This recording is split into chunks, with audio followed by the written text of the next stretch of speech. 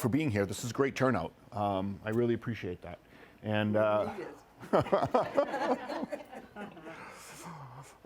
so let's jump right into it. But I just want to first start off by saying this is all about you. So I'm here today to give you information that when you leave here, you can begin to implement right away to improve your health. So as I'm going, feel free to stop, ask questions. There's no bad questions. And if we don't get all the answers, I'll leave my contact information. Feel free to reach out to me by email or by phone, and I'll be happy to answer any questions you have. Okay. So about in and around 2011, I've been practicing since 2000, but right around 2010, 2011, we started really looking at the health in the country, and we saw obesity rates were really climbing as compared to the previous 50 years.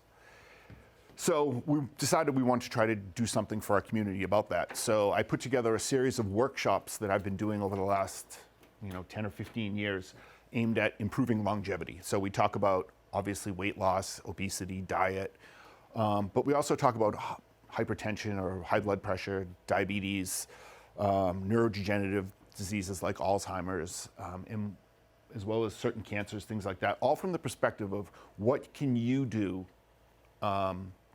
outside of drugs and surgery to minimize your chance of getting those diseases in the first place, or helping to manage them once you do have them.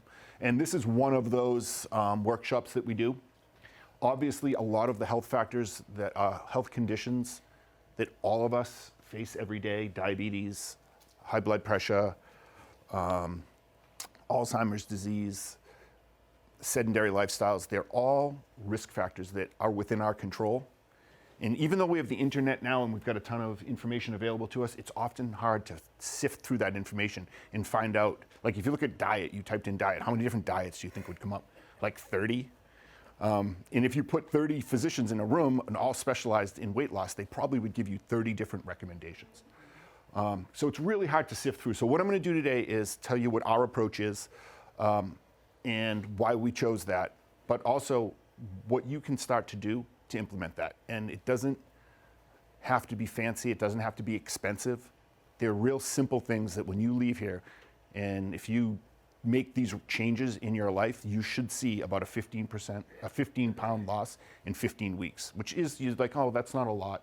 But it's a pound a week, which is a pretty healthy rate to lose weight, especially with, a lot of us, myself included in this room, our metabolisms are a little slower now than they were when we were 15, 16 years old. So there's things I'm going to tell you, some tricks you can do to kind of pick that up a little bit, okay? Sound good? Yeah. All right, awesome. Is there money back guaranteed? You get everything you can. All right, so when I do these, and people come to these talks, most of the time it's just to lose weight, but other times people have other objectives. They've just been diagnosed with high blood pressure, for instance, and their doctor said, hey, if you can lose 15 or 20 pounds, that's going to help your blood pressure. So a lot of people want to avoid disease. I do work with a lot of older athletes, especially now with pickleball getting really popular. We've got some speed walkers. We even got people who are still running marathons in their 70s and 80s. So they want to increase their strength, increase their speed. They want to be able to continue to do their activities, for the duration of their life. And obviously losing weight can be a big part of that. Increasing performance, and then increasing capacity and function. So one of the things, I don't know if you're all familiar with Peter Attia. So he's a cardiovascular doctor, and he really left his traditional practice because what he was seeing, he was operating on these patients at 55, 60, putting in stents in their heart, but then they were still having heart attacks 5, 10, 15 years later. So he said, all right, well, this isn't working. I want to approach this from a different perspective. So he started putting on these longevity clinics. He hired a team of people to do research and kind of sift through it and find out, okay, what are people who are living into their 90s and 100s beyond their genetics? What are they doing to get there? And one of the things that they found is, especially as you get older, that's challenging for a lot of people is you start to lose muscle mass over the age of 60 at a pretty rapid rate, right? And it's one of the reasons why when you get older, you have difficulty losing weight, because when you lose muscle mass, your metabolism kind of drops down a little bit, but you also begin to lose function, right? It's difficult for you to say, if you were traveling, could you pick your suitcase up and put it in the overhead bin, or would you have to ask somebody for help with that? Would you be able to walk from the car to get into the the building that you want to go to? Do you have to get dropped off? So we start to lose function, and so we're going to talk a little bit about why that happens today. And how I like to approach health for myself and for my patients is I like to think of it, and this is a Peter Attia thing, is when I'm 90 years old, what do I still want to be able to do if I happen to make it that far, right? What are the things I want to do? And then you can kind of dial that back. So I want to not have to have somebody help me get out of the car and walk to the food store. You know, I want to be able to travel and carry my luggage. I want to still be able to do a bunch of things. So what you can do is you can kind of dial that back and say, all right, if I want to be able to lift 25 pounds over my head when I'm 90, how much do I need to lift when I'm 50, right? And you guys don't have to do that math, I've done it for you. So when we talk about this today, I'm talking about it from the perspective of all you guys are gonna live to be 90 or 100 and you still wanna be functional and do the things that you do and be social and be recreational. Okay, so that's where a lot of this comes from. Does that make sense? Right? Okay, awesome. Okay, so we all know it's harder to lose weight as we get older, but why does that happen? Well, the biggest factor is our metabolism drops down. So your metabolism is how much calories you burn throughout the day, right? So your base metabolic rate is, if you just woke up and you didn't leave bed, how many calories would you burn through the day, right? How much does your body need to run? Well, as we get older, that number lowers down. So say for somebody in their 20s, that's 2,500 calories a day. For somebody in their 60s, you know, that might only be 1,500, which means that now you've got a 500, if you ate the same diet, you'd have 500 more calories surplus that would get stored as fat than you did at the same age when you were younger, right? Does that make sense? So why does our metabolism slow down? What happens? So there's a couple of things. One is, once we hit 50 years of age, roughly, we start to lose about 1 to 2% of our muscle mass every year. And muscle is highly metabolic, meaning it burns more calories at rest when you have more muscle in your body. So if you lose it, you're not going to burn as many calories as you did when you were younger. So then that begs the question, okay, why do we lose that muscle mass? And they call that sarcopenia, loss of muscle mass with age. So they started to look at it and they said, well, not 100% of people lose their muscle mass when they get older. So the people who aren't losing it, what are they doing? Right? And they found a couple of factors. So one is you've got decreased activity levels, right? So when you get older, you just stop doing stuff as much. You know, you're not going and playing sports as much as you did when you were younger. You're typically not working out. Like I struggle just to get my mom, she's like 83 now, just to go outside and go for a walk. Thank God she has a dog and she has to walk him. But so as we get older, we're just more sedentary. So we're not burning calories moving, but we're also not using our muscles as much. So that further contributes to the muscle loss. The other is, you know, a lot of us had families when we were growing up. So now my kids are all gone, they're out of the house.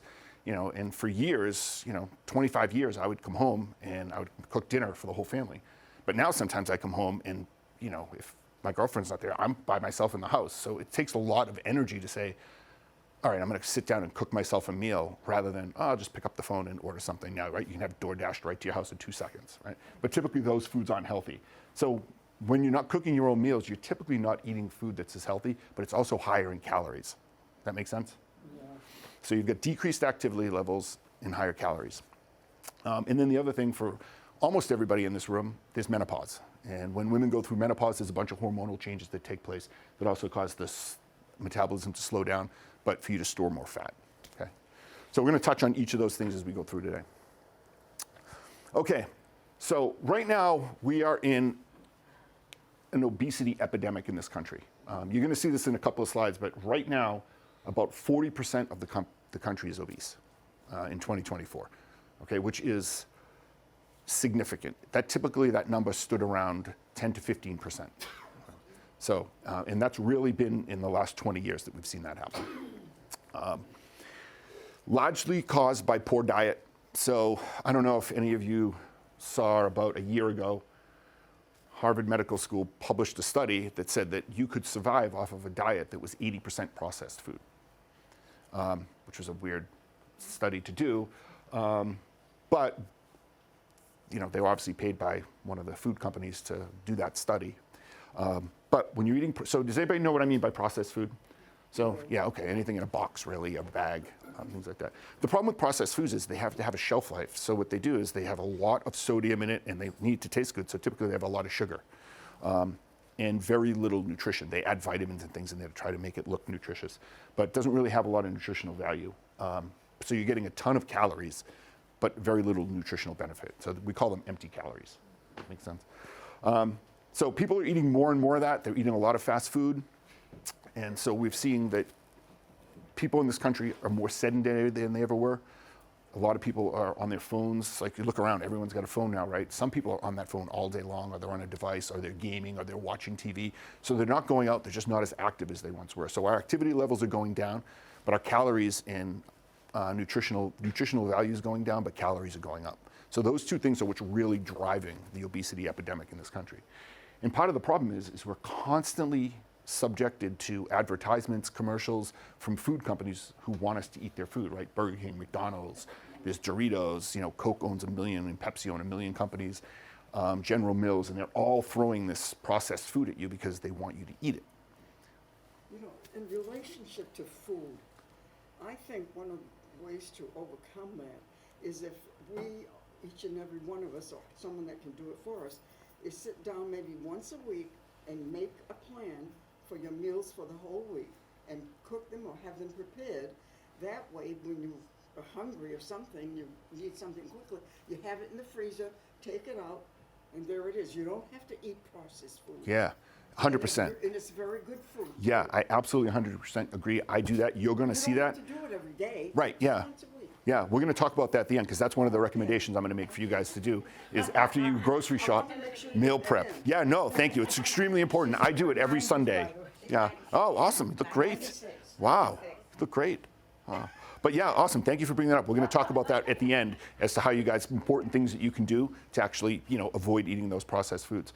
But one of the things, and I'm going to sound a little conspiracy theorist here, but one of the things I believe that's going on is these food companies are getting you sick with all this food when you're younger. And the problem is if you know you're not going to stick your hand in a fire because you have an immediately negative effect, right? You're going to burn your hand. It's going to be painful, right? So you don't do it. But you don't see that with food and with lack of exercise because it takes 20, 30, 40 years for you to see the effects of poor diet and exercise, right? So typically heart attack is the one thing that gets most people in this country. So by the time you're a woman, it's around, so basically for men and women, by the time they're in their late 70s, most of the people, if they die, it's going to be of a heart attack. But that arteries in their heart didn't occlude on the last week. It took a long time to get there. And the same thing with weight losses. It just comes on gradually over the years, so you really don't notice it. And people are really good at procrastinating, right? So I had a patient who came in and they just were told they were pre-diabetic. And he was really concerned about it. And as soon as I told him, hey, we can deal with this, we got to start right away though, because you don't want to become diabetic. It's going to be harder to fix. And it was around Halloween time and we had a little bowl of candy on the table. So he's like, yeah, you know what? Let's start Monday. And he grabs like a piece of candy. And I was like, because he was like, oh, I got a little bit of time. Okay. But that's what happens. And so what I think is happening is these corporations are getting you sick with the food when you're younger so they can sell you drugs when you get older. So we want to kind of stop that from happening. But that's what I think is going on in the country right now. Okay. Yeah, so we talked about this. If you looked at the 1950s, about 10 to 15% of the population was obese. Now it's 40%. Right? So, and it's made a dramatic increase in the 2000s. Most of those people, individuals, have type 2 diabetes as well. And type 2 diabetes is the non-insulin dependent. It's what we develop when we constantly have sugar in our bodies. So our insulin levels remain high all the time. And insulin is released in response to eating a meal, particularly a meal that's high in sugars and carbohydrates. You release insulin, that insulin pulls that sugar out of your blood into your muscles and your liver. But what happens is the insulin is always circulating through your body. You will lose sensitivity. The cells won't be as sensitive to the insulin, so they won't react to it and they won't pull the sugars in. The way our bodies worked is we weren't used to always eating. So we developed into the people that we are right now when we were hunter-gatherers. So that's where we developed, not when we were farmers. So the genetics that we have right now in our anatomy and everything, and our biology and our chemistry is all from when we were hunter-gatherers. So we used to exert a tremendous amount of effort in calories getting our food. And then we'd have it, we'd eat it, and then there'd be a period of time when we wouldn't eat again for a bit. So our body was used to having to exert a lot of effort to get calories. And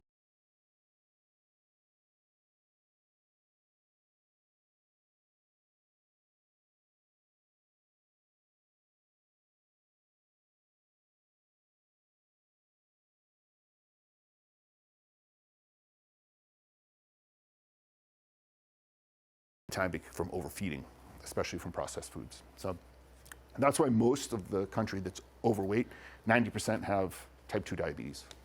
Make sense? Okay. All right. So with that, if I asked you if Americans are healthy, what would you say? Overall. No, we're not very healthy, right? Despite the fact that we spend trillions of dollars every year on healthcare, we're very, very unhealthy. So it's a health crisis. I'm going to read this to you because it's probably hard to see there. But this is from 4 years ago, the 2020 census. So 71% of the adults in the US were either overweight or obese, and that was about 20.6% of children. 60% of Americans had chronic disease, and of that 60%, 40% of them had more than one, meaning that they were obese, they had diabetes, they probably had high blood pressure as well. In 2018, almost 50,000 people died of opioid overdoses in the US. That's in there because when I do a talk on low back, it's one of the leading causes for people to be prescribed opioids in the first place. What's that? And that percentage, is that overdose, is that mostly young people? It's of all ages. Of Yeah. all ages? Of all ages, yeah. The US spends about $3.5 trillion on healthcare annually. All right, and that includes lost time from work, wages, things like that, prescription drugs, hospital stays, all of that. And the vast majority of the illnesses that money gets spent on are due to bad habits. So lack of exercise, smoking, drinking too much alcohol, and prescription drug abuse. So do you know what all of those have in common? Yeah, so they're all habits, right? They're all choices. So it isn't like, like for instance, like the flu. If you get the flu, you came into contact with someone who had the flu bug, right? And then your body fights it off and then you're better. These diseases don't respond typically very well. You can't cure these diseases with medication, you can only manage them. Right? So you can't cure high blood pressure with medication, you can manage it, right? So when you go to your doctor, you're like, oh, we're gonna manage your high blood pressure, because they're not curing you of it, you have to take the medication forever, right? How you cure a lot of these diseases, or ideally prevent them from happening in the first place, is lifestyle changes. So exercise and diet are the two most important.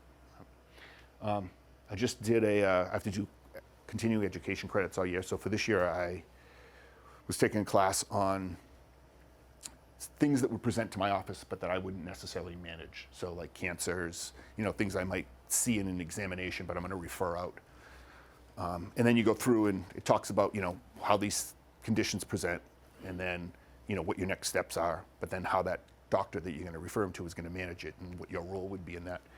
In every single instance, every single one, and there was probably like 12 that I would normally see on a yearly basis, maybe 20 altogether, but every single one of them, part of the cure for it was exercise. Every single one. Exercise, exercise, exercise. So exercise is so important. Exercise actually is so important that it is considered unethical to do a study where the control group wouldn't exercise. That's how important it is, and we know how important it is.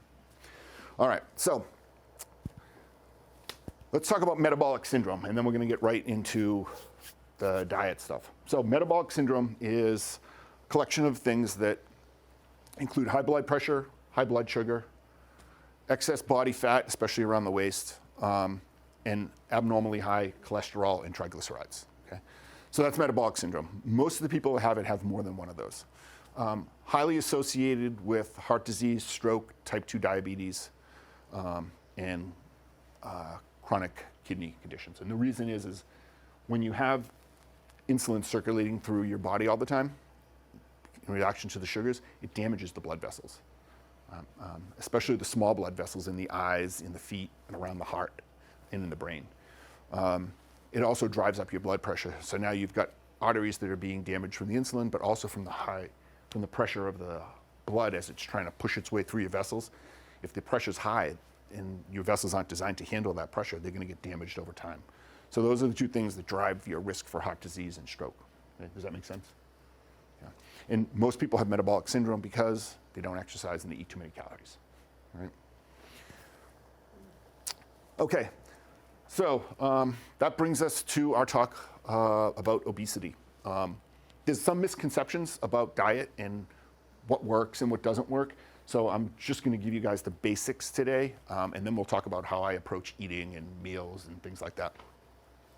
So when you're obese, the biggest things that will drive heart disease, diabetes, and cancer are driven a lot by obesity. So people who are overweight, they have these conditions far more often than people who are of a healthy weight. Okay? And if you look, those are the top 3 killers in the US. Do you know what number 4 is? What typically is? Medical error. Medical error. It's usually like 4 or 5. Yeah. Medical error? Error. Yeah. No, I'm chiropractic. High insurance. Yeah. Okay, so typically people who are overweight are sick. They have something that usually they have high blood pressure and high blood sugar. Those are the 2 most common things. But they can also begin to develop kidney disease and things like that because, again, that high blood pressure and that insulin levels are going to damage the kidneys over time. That make sense?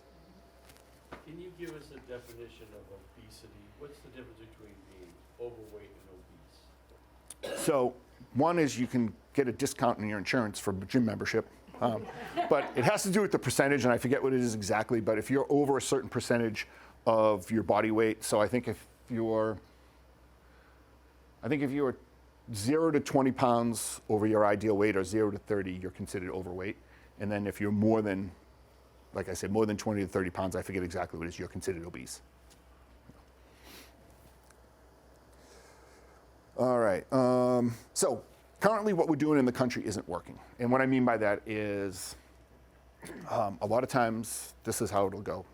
Like this is a great time of year for an example. Right now I stopped in the gym the other day over here to drop some stuff off for the people, and I noticed the place was packed, right? But I'll go back in 2 months and it'll be empty again, right?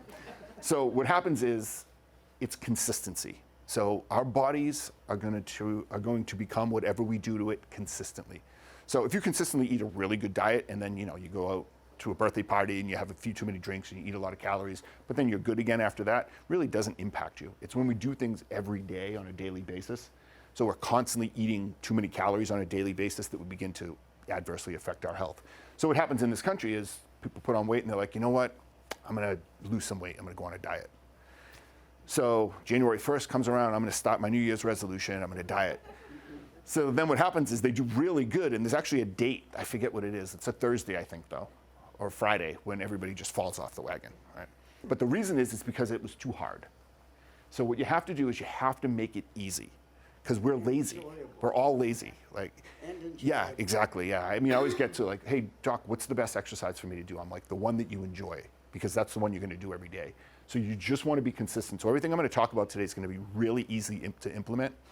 But the reason it doesn't work is because people make it too hard. So they go from eating all of these calories to like really restricting it. And next thing you know, they're super hungry by week 2, and then they cheat.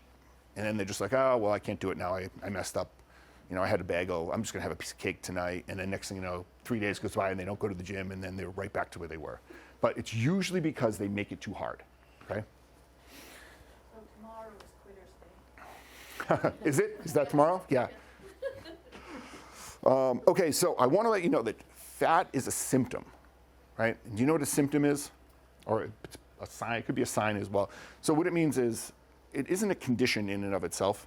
It's a result of a bunch of other things that are happening. So when somebody develops, they have like a genetic disorder, right? It's because of that gene there. So there's nothing that they did. They were just born with a bad gene defect, so they got that condition.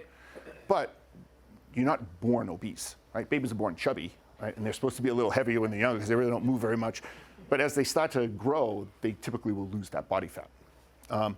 So people who are fat, it's just a symptom of their lifestyle, right? So if I tell my patients this all the time, I was like, if I had a consult with you over the phone and I didn't know anything about you, and you just told me what your habits were every day, I could get a pretty good idea of what your health was.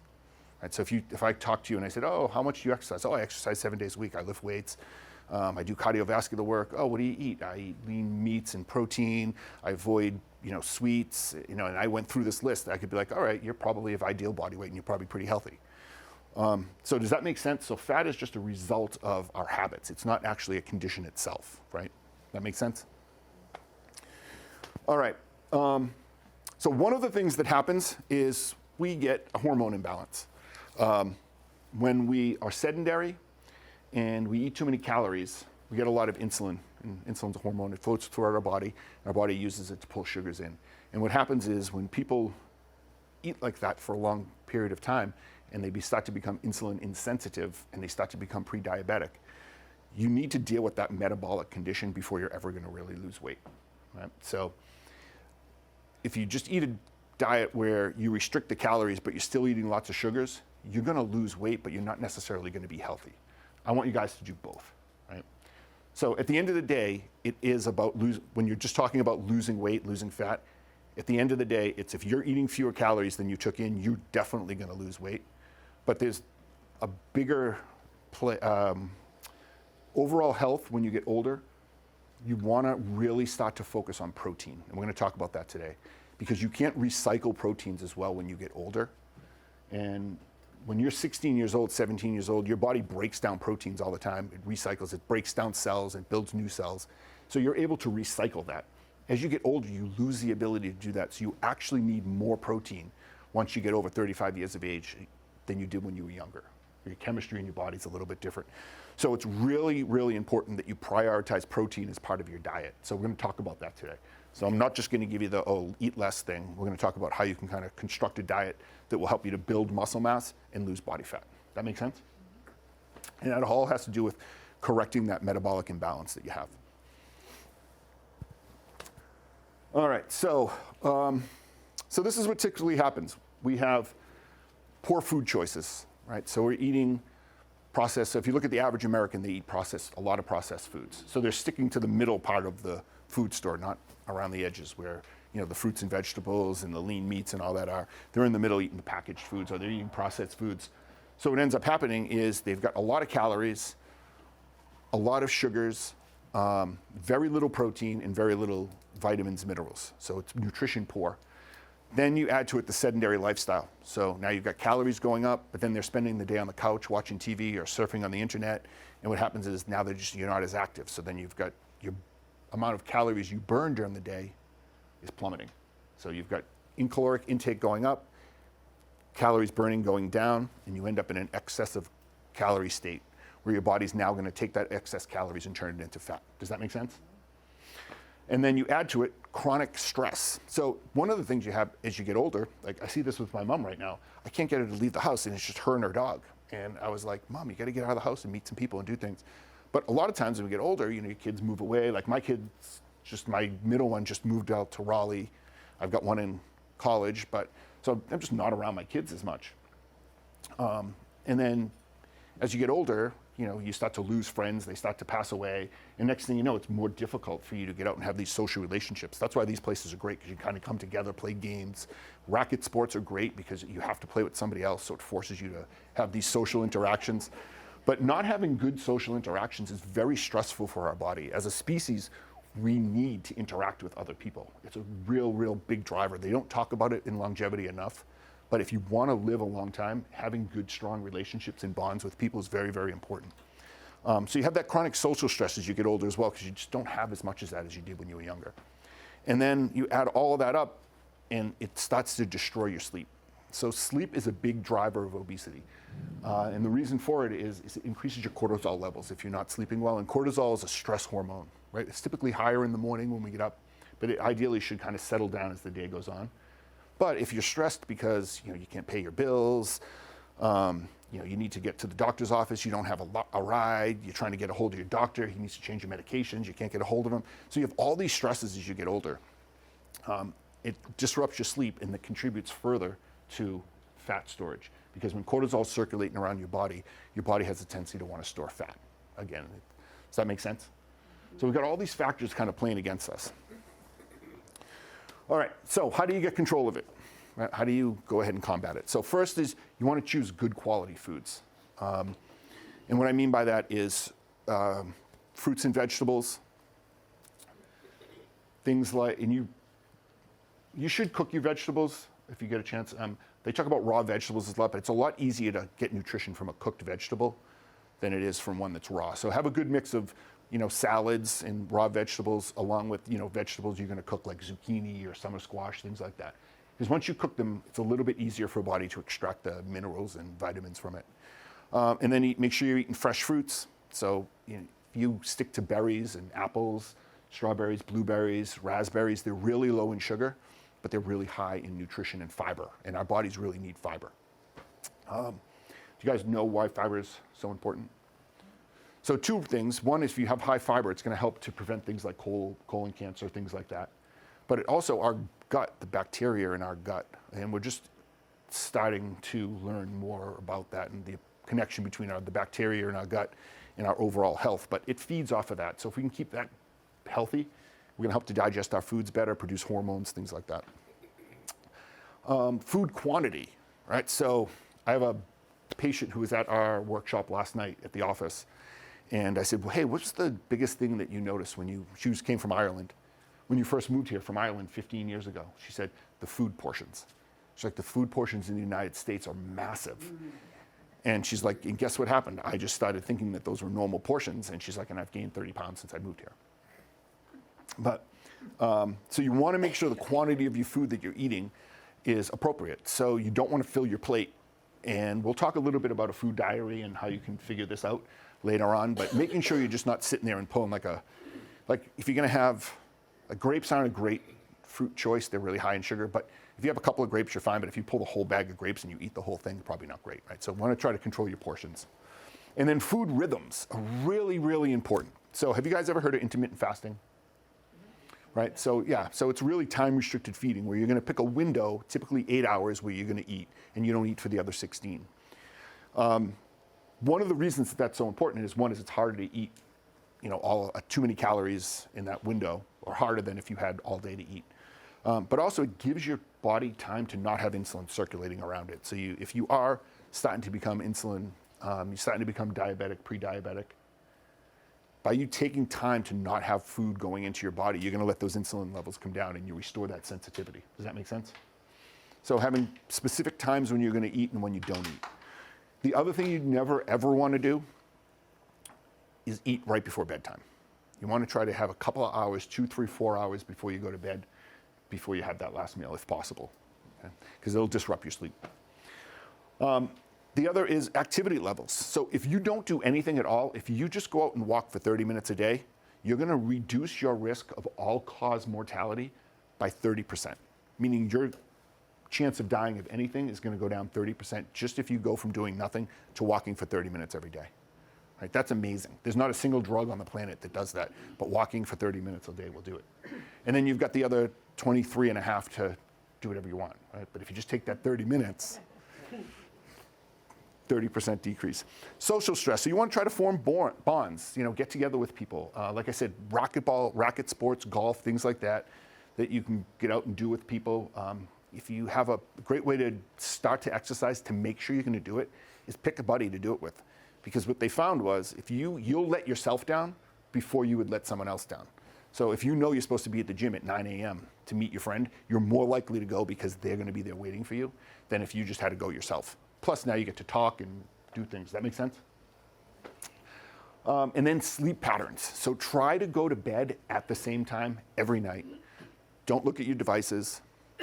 Get to bed, shut the lights off, cool, dark room, quiet, and go to sleep for the night.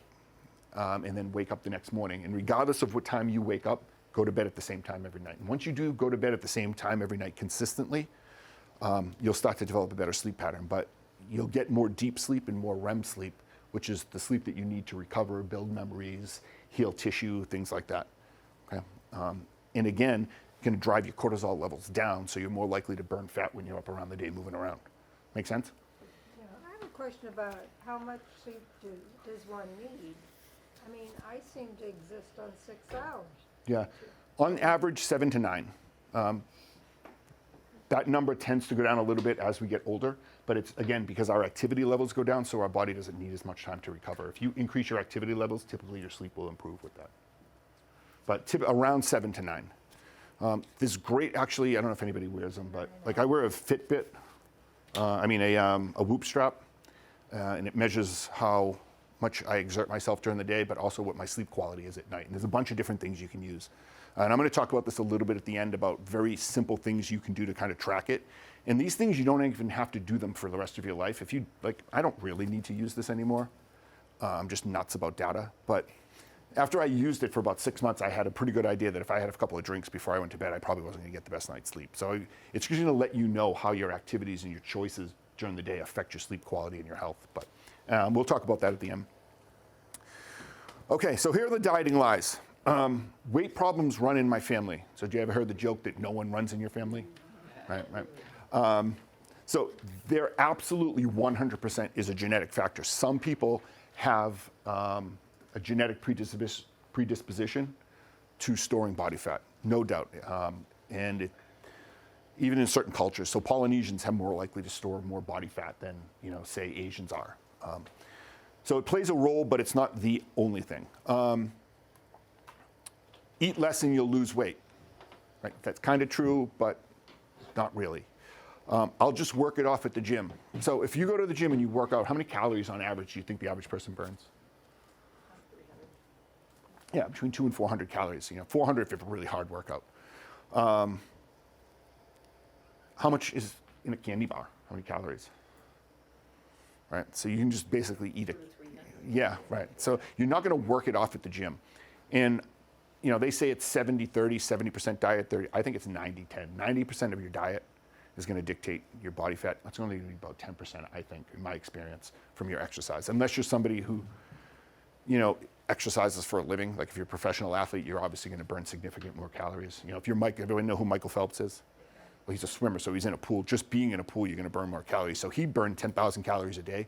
So you can outwork your diet, but most of us don't have time to do that. You'd have to really work a lot to do that. Calories are calories. Not true, especially as you get older, because as you get older, high sugar levels are going to affect you more than they are younger people, and you need more protein. Are the two biggest things. And then sleep has everything to do with it. Sleep is so important. You can do everything else right, but if you don't sleep well, you're still not going to be 100% healthy. Right? You're still going to have a lot of issues. Sleep is the most important thing you need. And as a culture, like you always hear, oh, I'll sleep when I'm dead.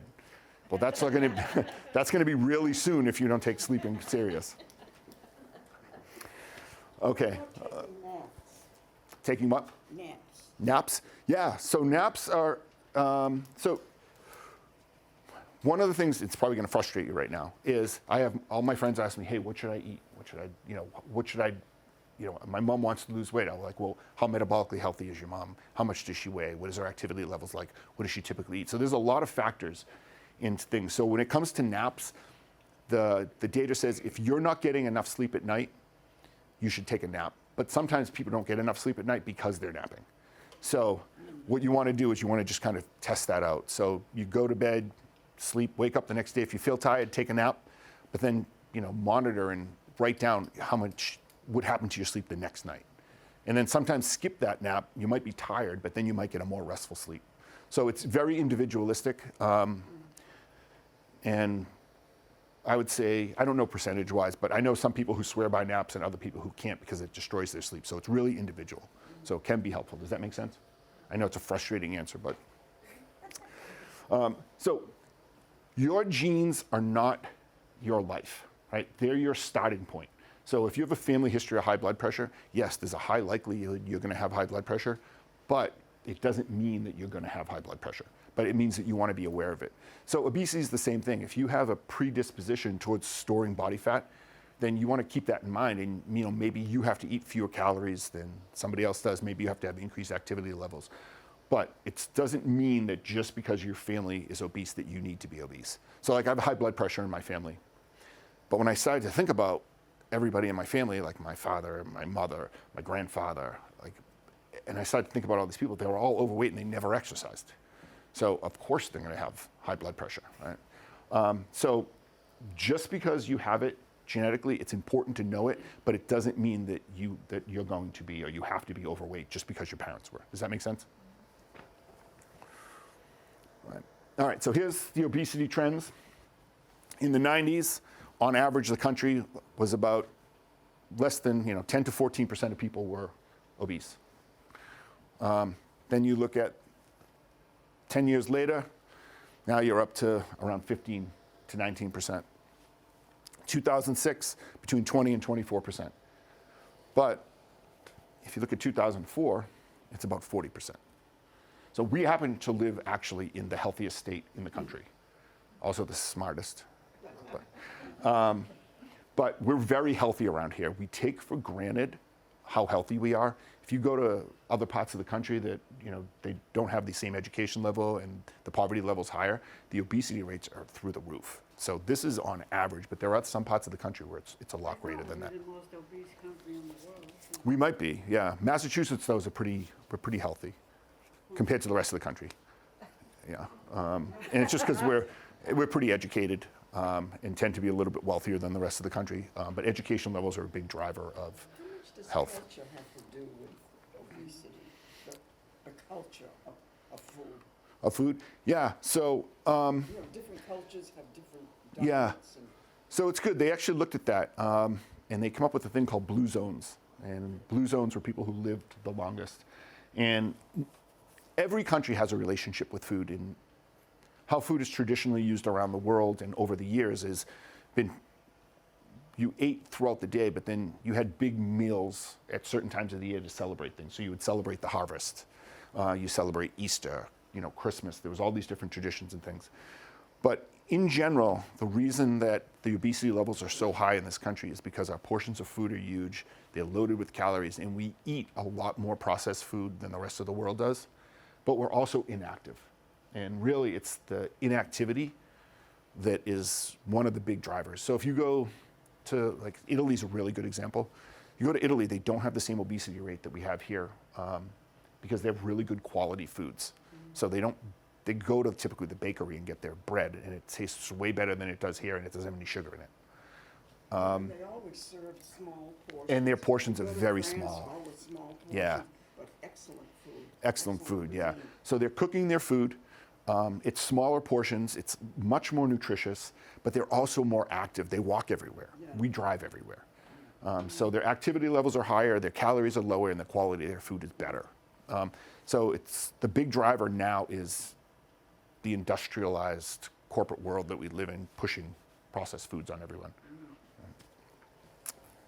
All right, so what changed over the years? Like, why we still have the same genes, right? We didn't become genetically different. We're still the same people that we were, same cells, same atoms. So it wasn't our genes, it was our environment and our lifestyle that changed. So people started eating more processed foods, but they started moving less. We became sedentary. We were on the computer, we were on the couch, we were on the phone, we stopped working out. So those were the big drivers. And the other thing that happened very recently was after COVID, unfortunately, it's become more difficult for people to develop relationships because a lot of the things that were in place before that aren't there anymore. So events that people would go to, they don't necessarily attend those anymore. And people were working from home. They're starting to go back now. So there was a big, especially over the last few years, there's really a breakdown in how people communicated and things like that, especially in this country. But the big factor is you have corporate America that's pushing processed foods on everyone. They're making it really easy for you to get a high number of calories, very low quality, definitely adversely affects your health, but also most people just don't move enough. And I can't emphasize enough how important it is just getting outside and walking every day for 30, 45, 50, 60 minutes. But if you're not doing it at all and you go to 30, it's going to make a huge difference. So the big drivers now are increased caloric intake, decreased movement, decreased exercise. Does that make sense? Okay, so how are we going to get 15 pounds healthier in the next 15 weeks? All right, so this is why everybody's here. All right, so we want to change our body composition. So what that I mean by that is body composition is, how much fat, lean tissue do you have, water mass, things like that. So what we want to do is we want to build more muscle. And as soon as I say that, a lot of times I look around the room and everyone's like, oh, to lift weights. So you don't have to lift weights. You can do calisthenics, things like that. But what we want to do is we want to build muscle and we want to lose fat. Muscle is more metabolically active, which means that just at rest, you're going to burn more calories. So it's going to help to kind of keep that fat off. There's an optimum range that you want to be in. For guys, 45 years and under, you want to be around 15% to be 15 to 20% is where you want to be. 15% you'd be considered athletic, 20% you'd consider healthy. So that means how much body fat you have. Women, that's between 20 and 25%. For whatever reason, they're not exactly sure, as you get older, your body fat tends to be a little bit higher for people who live longer. Now, not that you're overweight, but you know, that number might move by a couple of percentage points. They're not sure. They just did a bunch of studies, and what they found was, you know, babies have more body fat. The body fat drops as you get older. And then, you know, you hit 20, 25, 30, 40, that tends to stay pretty low, where, you know, you want to be in that, for women, 20 to 25% range. And then for whatever reason, once we start to get over 50, it starts to tick up just a little bit. And they're not sure if it's a protective mechanism to help you if you fall, or if you get sick and you can't eat for a while, you have those reserves. They're not really sure right now. There's a bunch of theories, but it's certainly not 40% body fat. Right? So you want to get, does anyone ever had their body fat measured? So in our office, we have an in-body scanner, and basically you stand on it, it does bioelectrical impedance, and it measures how much water you have, how much muscle mass you have, how is that muscle mass distributed, and then what your body fat percentage is, but also where is that body fat? Do you have a lot of visceral fat, which is the dangerous fat that's highly correlated with cardiovascular disease? But there's a bunch of different ways you can do it. You can do measurements and get some gross ideas about what's going on. But it's a good thing to know, because once you start dieting, a lot of times what happens is, especially if you start doing a little bit of weight training or a little bit of calisthenic work like push-ups or just some air squats, things like that, you'll start to build a little bit of muscle, and you get on the scale and you're like, oh, I really didn't lose as much weight as I thought. But it's because you built a little bit of muscle. Does that make sense? Does that abdominal measurement relate to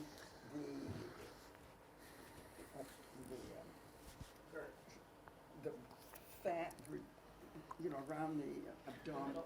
Yeah, abdominal area. It does roughly. Why is it you can lose weight but not lose it there? So we can't spot reduce, meaning that your body's going to pull the fat from wherever it's going to pull it from. So just by doing crunches, you're not going to spot reduce the amount of fat here. I don't know the answer to that exactly. I don't know. I don't think we know the answer to it. But for whatever reason, different people are going to store body fat differently. Some people are going to store it here. Other people will store it throughout their whole body. Yeah. Other people, they have really skinny legs, but their upper bodies are heavy. So it's all genetics. But when you start losing weight, your body's going to pull it from where it needs to. Typically, it's going to pull it from everywhere, but it doesn't do it all at once. Yeah. So a couple of things that you want to do to think about is when you, yes? So what's the ideal BMI for somebody over 65 or 60? Yeah, so BMI is a terrible way to measure how your fat is percentage. The reason is because BMI doesn't take into account muscle mass. It just takes height and weight. So it's not really a good indicator of how you are. I don't really use it in my office at all, other than, you know, reporting that we have to do. But we tend to do measurements, and I use the in-body scanner to get the body fat percentage. But typically, you would want to be around, for a woman, probably around 25%, 20 to 25% body fat would be ideal. Yeah.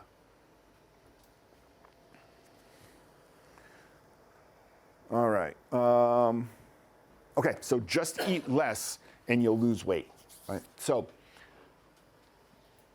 if you will just eat less, you will definitely lose weight. But the problem is when you eat less, you get hungry faster, and you tend to not be able to continue that. So if you want to have a caloric deficit when you diet, but you should only have it be a few hundred calories when you first start out, because your body is really resistant to changing. Right? So when you start to eat differently, and now your body's going to start to have to gear up, because it's used to using sugar. So if we're eating processed foods and we're eating donuts and bagels and cupcakes and white breads and all this stuff, our body's just used to taking that in and very easily converting it to energy and then putting the rest to fat. When you stop doing that, you kind of kick the gears in a little bit to stop processing fat. So there's different enzymes and things that need to happen. So you need to give your body a little bit of time to start to be able to process fat for energy rather than you supplying it with sugars all the time. Does that make sense? So what happens is when you just drastically reduce your calories, you get really hungry, and then next thing you know, you're reaching for a snack, and you've blown the whole thing. Does that make sense? So it's why people yo-yo a lot, because they restrict their calories too much. You want to just improve the quality of the foods that you're eating initially, and then start to reduce your calories. Does that make sense? Yeah. All right. Yeah. So food deprivation, just not eating. Most people don't have the discipline to be able to do that. Right? It takes a lot of discipline to be able to not eat food when you're really hungry and you're used to eating a lot. Plus, you have to go through withdrawal. So just like people who go through alcohol withdrawal, you go through sugar withdrawal. So you'll get headaches, you'll be nauseous, you'll have low energy, you'll be cranky. Your spouse will be like, will you just eat something already? So your body has to have time to go through those metabolic changes to be able to process fats now for energy.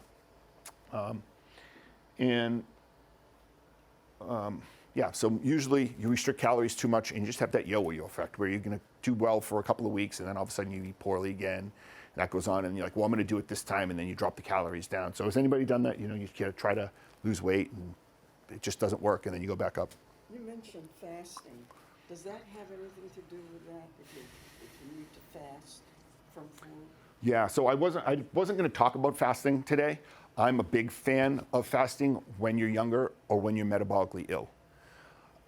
As you get older, your protein needs become greater and your muscle mass is very important. So most people can do a 3-day fast and really not lose much muscle mass. But the only time I ever recommend it in people who are 60 years of age or older is if you're metabolically unhealthy. It's a really good, quick, fast way to improve your insulin sensitivity and start to get metabolically healthy. But you should definitely do it under the supervision of your physician. And unless you were really metabolically unhealthy, I would always prioritize for people who are 60 years and over, maintaining muscle mass over trying to fast. There are other ways you can do. You can intermittent fast, meaning take periods of time where we talked about earlier, where it's more time restricted feeding, or do like eat every other day. But you really want to try to maximize muscle mass when you're older. It's really important to prevent falls and things like that. Does that make sense? Yeah, I do a whole talk on fasting, so I'll leave my contact information. I think at the end of this week, all the new workshops will be up, so you'll see one that we do one on fasting. We talk about 3-day fasts, intermittent fasting, 10-day fasts, all these different things. But I am a big fan of it, but as you get older, there's other things to prioritize. All right, so calories are calories. Again, the way I build my meal is I build my meals around protein. So I work out a lot, I lift weights, I do a bunch of other things. And so I always want to make sure I have enough, and I'm 53 now, so my body's not recycling proteins enough. So I always build my meals around protein. So I eat a lot of fish, chicken, and some red meat. But it's primarily chicken and fish, just because I like it. There's nothing wrong with red meat, but I just like chicken and fish better. And then what I do is I'll have typically an 8-ounce portion, and then with it sometimes I'll have beans, and then other times and then the rest of the dish is vegetables. So I'll eat a lot of broccoli, a lot of greens. I don't know, my girlfriend likes to make these salads. I don't even know what half of the greens are in them, but so we usually have a salad, a cooked vegetable, and then the meat. And that's how I kind of build my meal around it. I don't eat a ton of carbs unless I'm actually going to go do something. Like Saturday, I went on a 5.5-mile hike. So I had some carbs the night before I did that. But typically I don't eat a lot of carbs unless I'm going to be doing some type of cardiovascular activity. So I always tell people, you want to earn your carbs. There's nothing wrong with it if you eat, if you like eating rice and beans and potatoes and things like that. You just want to make sure that when you're eating these foods, that you're keeping the calories in mind. So if you eat something really high in calories, then you have to take it away from somewhere else. That make sense? So your calories at the end of the day come out. And I'll show you guys how you figure all this out, because you're like, well, how do I know how many calories in the dish? So, let's skip this here. Okay, so this was the food pyramid here, right? This is what the government told us that we wanted to do. We wanted to eat at the base with a ton of carbohydrates, right? And then a little bit of fruits and vegetables, a little less protein, and then very little refined oils and sweets, right? This is what got us fat. So what's good fiber food? So good fiber food are beans, vegetables, fruits. The skins of the fruits are really high in fiber. So if you're eating fresh and legumes, so any beans, things like that, all really good high fiber foods. Avocados are good. So typically if you're in here, you're going to be getting your. And then there are certain grains and breads as well, good quality ones that are pretty high in fiber. But this is why we got fat, because they were feeding us carbohydrates, right, as the bottom, right? So what I like to do is take and put the protein here, fruits and vegetables there, carbohydrates here, and then obviously sweets at the top. So one thing that you don't want to do is eliminate foods that you really enjoy completely from your diet. So whenever I say that and flip this around, people are like, oh, I love bagels. I love my bagel in the morning, things like that. So you can still have those things, but you just don't have them every day. That makes sense? Make sure you're getting your proteins every day. But if you like to have a bagel, like so for me on Sunday morning when I wake up, I have toast with my eggs. I typically don't, but I really enjoy it. So on Sunday mornings when I wake up, I make toast and I have it with my eggs. But I don't do that the rest of the week when I'm trying to lose weight. Right? Once you lose weight, it's a different conversation. Once you're at an ideal body weight, you've got a ton of flexibility with your diet as long as you keep your calories low. So what I'm saying today is if you're trying to lose weight. Make sense? Okay. All right. So, skip that right there. Okay, so one of the reasons that eating carbohydrate-rich foods is that insulin gets released into your body. When your body releases insulin, it causes fat to get stored. Right? So if you're trying to lose weight, one is they're really high in calories as well. But if you can stay in a fat-burning zone the entire time by reducing the amount of insulin in your body, it's going to help you to lose weight faster. Does that make sense? So if you're eating foods that are high in protein, typically they're going to be low in carbohydrates. So there's not a lot of carbohydrates in a chicken or a steak, right? As compared to if you had a sandwich, right? And now you put that meat between two pieces of bread, now you've just added a bunch of carbohydrates and calories to it. Makes sense? So if you're building your diet off of lean proteins, then you're going to drop your insulin levels sensitivity down. I mean, your insulin sensitivity is going to go up, but you're not going to have that insulin floating around your body constantly storing that fat. Does that make sense? Mm-hmm. Same way as if you don't get enough sleep and you have more cortisol, when you're walking around, your body's going to be in a fat storing state. All right. So what causes elevated insulin? Poor food choices. I'm kind of a fan of dairy. I know dairy's up there. I just put it up there because some people struggle with milk. They will release a lot of insulin when they eat milk. But typically, if you're eating cottage cheese or yogurt, you're not going to have that same type of response. It's just if you're eating like 2% or low-fat milk, it's not the best choice because it's going to increase your insulin levels a little bit. But yogurts and cottage cheese are good choices. Cheeses as well. It's just that milk that's 2% or low-fat or 1%, you're removing the fat from it, so it increases the response of sugar. Yeah. So. And then the energy imbalance, too many calories and sedentary lifestyle. So that's really the big factor. If you leave here today and you're like, why is everybody overweight? It's because they don't move enough and they eat too many calories. And typically those calories are loaded with sugar. Make sense? Okay. All right. So anybody know what the glycemic index is? So the glycemic index is a measure of when you eat a food, how quickly does your insulin spike up? So the more sugars they have in those foods, the quicker your insulin levels are going to spike up. And you want typically to choose foods that are low glycemic index. So lentils are they're a high carbohydrate food, but they have a lot of fiber in them. So when you eat them, you don't get that big response right? You don't get spiked up. As opposed to if you eat, what did they have you eat there? Yeah, so say if you ate a candy bar, right? Or if you ate a bunch of grapes, you're gonna shoot that up. So you can choose foods that are low glycemic. They kind of slowly digest in your body, so your insulin levels only come up at a slow, gradual rate. They don't peak and then drop. Because what happens when your insulin levels drop, do you know what happens then? So it pulls all the sugar out of your body, and you know what happens when they drop? You get hungry again, and then you want to eat. So you eat all these refined foods, but then you just want to eat again because the insulin level spiked up, it pulled all that sugar out, you get that crash, and then you want to eat again, or you're tired. Does that make sense? So if we keep that level, you'll lose that yo-yoing that goes on through the day, especially around 2 or 3 o'clock when you have a tendency to get tired anyway.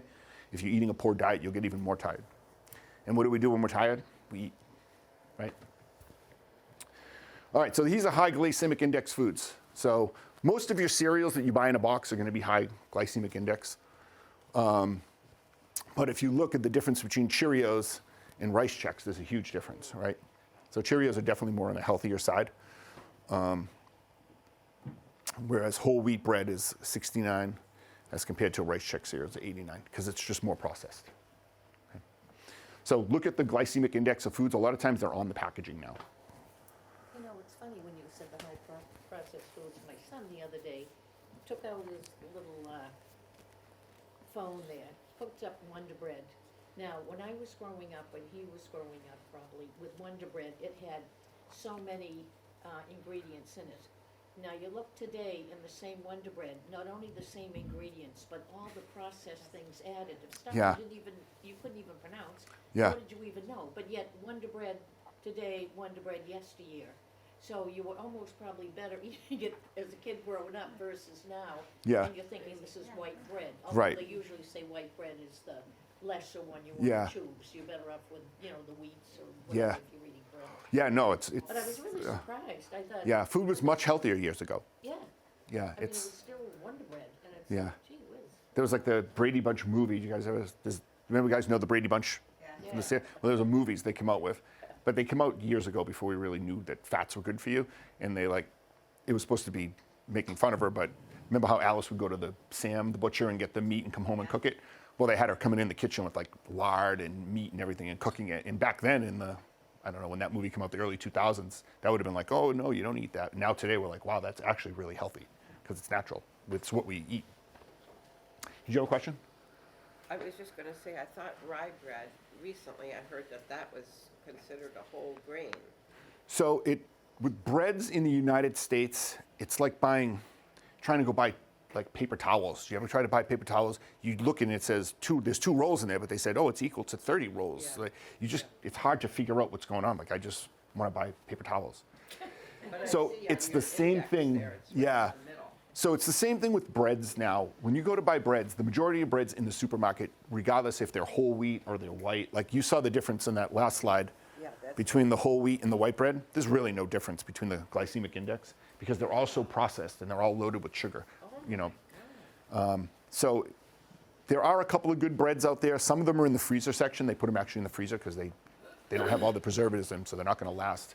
But there are a couple of good breads out there. But by far and away, if you go into the supermarket, regular supermarket, and you go to the bread aisle, all that bread's the same. It just looks different, tastes a little bit different, the sugar content and what it looks like, but it's all typically not great for you. So bread is just not good, period. Yeah, No matter what kind of bread it is. there are a couple of good ones out there. I will get those for you guys. But in general, right now, just going into the supermarket, your choices aren't great. Yeah, so that's why I typically avoid breads because there's a couple of types that I like, and like I said, I'll give you my contact information and I'll put together an email with all this stuff in there, and I'll send it out to you guys. But my girlfriend buys it. I forget what it is that we eat, but it's actually pretty good. We're just getting ready to wrap up in a couple of minutes anyway. So, all right, so this is the last one. Then we'll talk about what you guys can do to lose that 15 pounds. So right now, this is typical American diet. Breads, cereals, rice, pasta, dairy products, refined vegetable oils, alcohol, fatty meats. So what fatty meats are is if you go to the deli counter and you get cold cuts, horrible for you, right? They're highly processed. They're highly correlated with cancers, especially colon cancer. They're loaded with sodium, and they're just, especially the sodium, if you're, with all the high blood pressure we have in the country, I think 1 in 3 people in the world have hypertension.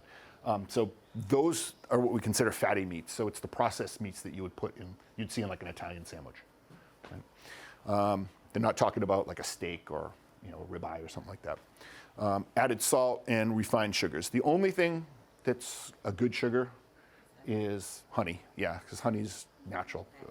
It will spike your insulin levels a little bit, but they'll drop back down. It doesn't appear to have as much of an adverse effect as regular sugars. But the other thing too is the quantity. You're not eating as much honey at one time as you would like a What about agave? refined sugar. I use agave. What's that? Agave? I'm not sure. I know what it is, but I'm not sure if it's similar to honey or whatever. But Stevia Yeah. and truvia, what about that?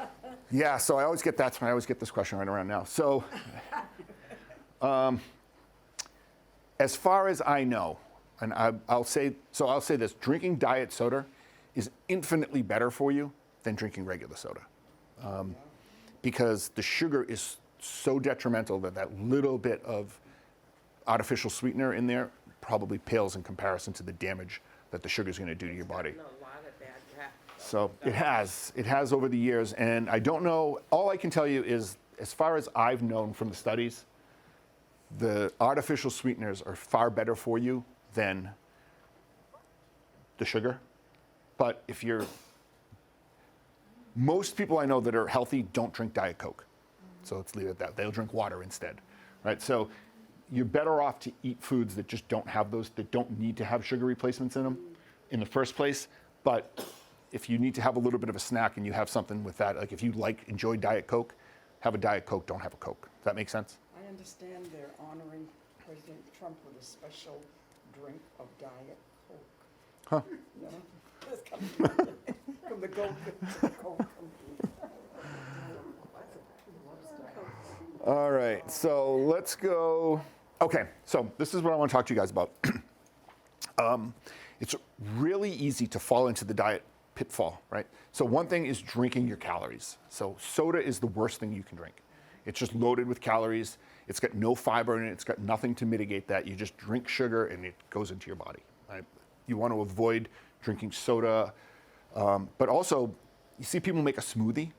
They'll wake up and they'll think they're doing something really healthy, but the amount of fruit that they put in there is way more than they would actually eat themselves if they sat down. So if you are going to make yourself a smoothie drink, put the fruit in front of you first and look at it and say, you know what, I wouldn't eat that in one sitting, and then you know it's too much fruit. So you put a couple of berries in there, or some protein powder, but you don't dump the whole box of strawberries in there and blend it up. Does that make sense? So try not to drink your calories. If you're eating the right fruit, it's hard to eat too much of it. So if you're eating like blueberries, it would be hard to eat too many blueberries. They just don't have a ton of calories. Apples, raspberries, they're all really good. So you want to choose low sugar fruits. And that, if you just go on the internet and search low sugar fruits, they'll come up. But you don't want to take a bag of grapes and eat the whole thing, because it's going to be very similar to eating a candy bar. Dairy, again, if you're eating, as long as you're not lactose intolerant, yogurts are good. Cottage cheese is good. They're great sources of protein, especially if you're in a rush and you need to grab something. They're good alternatives. It's just stay away from So where people run into a problem is they'll get yogurt, but they'll get a low-fat yogurt, but it's loaded with sugar. So you want to eat plain and then add your fruit to it yourself, your fresh fruit. Does that make sense? Okay. Grainitarians, so basically you don't want starches to be the base of your diet. So, if you were having a plate, it wouldn't be, if you were eating a piece of chicken and you're going to have pasta with it, there'd be a little small portion of pasta, but the main thing would be the chicken.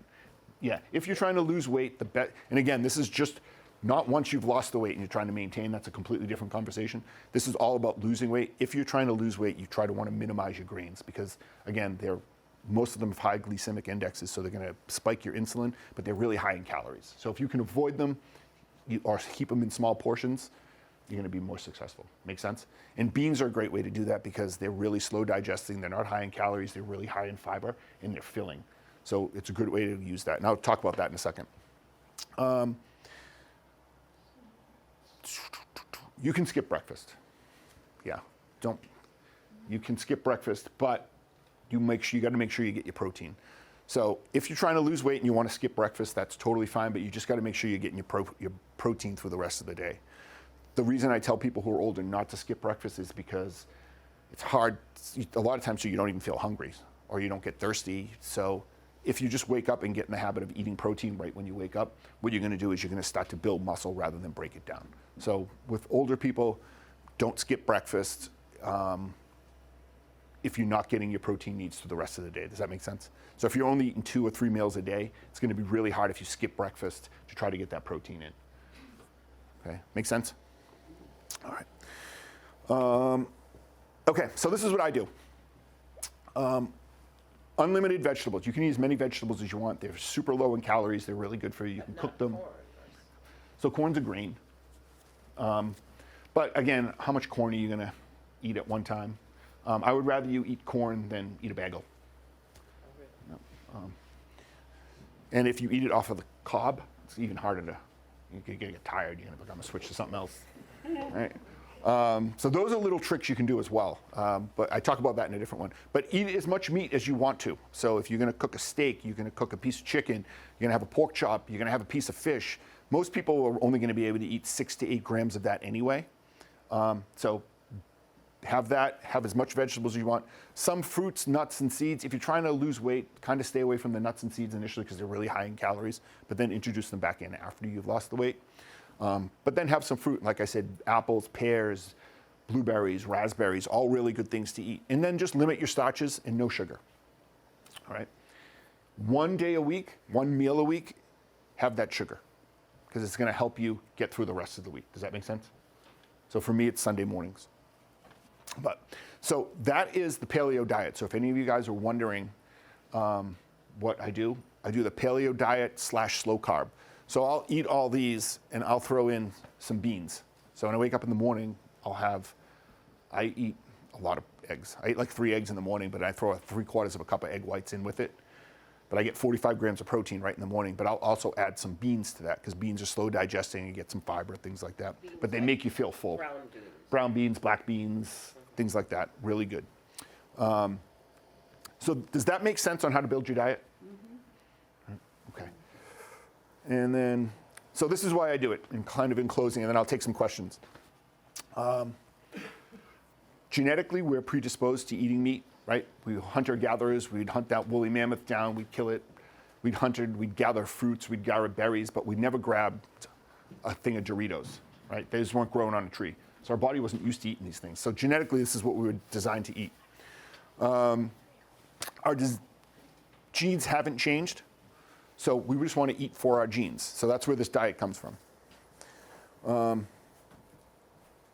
So these are just some examples of how you want to eat. So salmon, some rice, almonds, vegetables, okay? Is that, excuse me, is that wild rice or what kind of rice is that? Yeah, it's a wild grain rice. Yep, you can eat white rice too, that's fine. But again, if you're trying to lose weight, do you see how small that portion is compared to the meat, right? So very small portion. Meat, a lot of fruits and vegetables. So here's an omelet with some sausage. So you've got eggs, spinach, tomatoes, onion, and then some sausage. So again, you've got protein in vegetables. Same thing here, you've got some egg with some avocado and a tomato. Right? So there's a ton of, if you just take your phone and you just type in paleo, they'll give you a ton of recipes. So this is steak with avocados and a salad. And you've got chicken, peppers. I eat a lot of peppers. I like them. They're really high in vitamin C. So do you guys get an idea of what your meals should look like? Mm-hmm. Yeah. And what are you not seeing here if you're trying to lose weight? There's just no breads, right? Yeah. Yeah. All right. So those are all the different ones. So this is it. So really easy. Do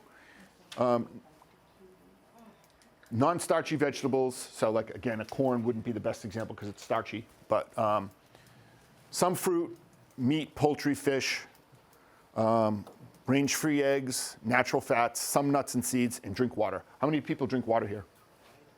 Yeah, make sure you drink water. Right? Drink plenty of water. And then just avoid refined carbohydrates, cereals, sweeteners, like adding sugar to something when you get it, adding salt to it. Bad vegetable oils, fast food, soda, juice, and alcohol. Okay? So what I'm going to do is I'm going to take some questions right now, and then I'm going to send my contact information, and I will put together my diet, actually, with meal plans and everything on it, and send it to you guys. So you can have it. You can see what a week looks like of eating. Make sense?